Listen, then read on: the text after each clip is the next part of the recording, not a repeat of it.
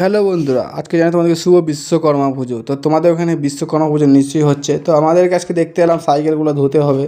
তো রাস্তায় এসে দেখছি সবাই গাড়ি এমনি নিজে নিজে এমটি ডিউবগুলো ধুচ্ছে। তো আমি এসে আমার ডিউবটাকে কেটিএমটাকে বার করলাম, তো আমাকে তো ধুতে হবে। আর এদিকে বাবার এমটিটাও পড়ে আছে, বাবার এমটিটাকেও ধুতে হবে। তো আমার ডিউবটাকে আমি ভালো করে পরিষ্কার করে ধুয়ে নিচ্ছি, যেহেতু বছরে একবার, সেই জন্য ভালো করে ধুয়ে নিচ্ছি। কারণ বছরে একবার ওদের পুজো, সেই জন্য ভালো ধুয়ে নিচ্ছি। তাও আমার তো হয় যে বাবার এমটিটা আমি ধুতে লেগে যায়। তো বাবার এমটিটা ধুতে দেখতে পাচ্ছি ভালো করে সাবান দিয়ে আমি পরিষ্কার করে নিচ্ছি।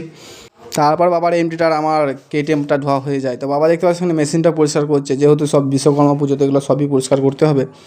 তো কিছুক্ষণ বাদে খবর এলো যে আমার একটা কাকির বাচ্চা হয়েছে রাত 12টার সময়। তো আজকে আমাদের পুজো হবে না, তো কারণ আমাদের আজকে বাড়িতে পুজো করার কথা ছিল। তো এখন নিয়ম অনুযায়ী আমরা পুজো করতে পারবো না।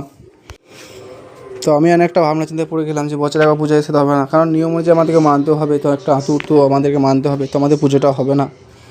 তো তোমরা কমেন্ট জানাবে তোমাদের কাদের কাদের বিশ্বকর্মা পুজো হবে না। তো কিছুদিন বসে থাকার পর আমাকে গাদা কিতাগুলো দিয়ে যায়, কারণ এই কিতাগুলো কালকে ভিজে গিয়েছিলো। তো আমাকে মা বললো ওই বাড়িতে সাথে যে মিলে साला ये दुख का खत्म नहीं होता बे।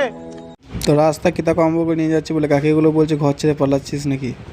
তো এই বাড়িতে আমি কিতাটা নামে ভাই বলে কই মাছ উঠেছে। তো আমি ভাইয়ের কাছে যে দেখি হ্যাঁ একটা কই মাছ উঠেছে। কাল রাতেও আমি একটা কই মাছ পেয়েছিলাম। তো কই মাছটাকে ধরে নিলাম। আমার দিকে চারিপাশে জল হয়েছে, সেই কারণে কই মাছগুলো উঠে যাচ্ছে।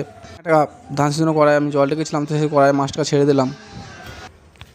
তারপর দাবা ভূতের বোঝাগুলো নিয়ে ছাদে উঠলাম। যেহেতু ছাদে মিলতে হবে, তো ভাই আমি ছাদে যেগুলো মিলে দিয়েছিলাম, দেখতেই পাচ্ছ কতটা দায়িত্ববান আমরা। তো বন্ধুরা, আজকে ব্লগটা এই পর্যন্তই। দেখা হচ্ছে নেক্সট ব্লগে।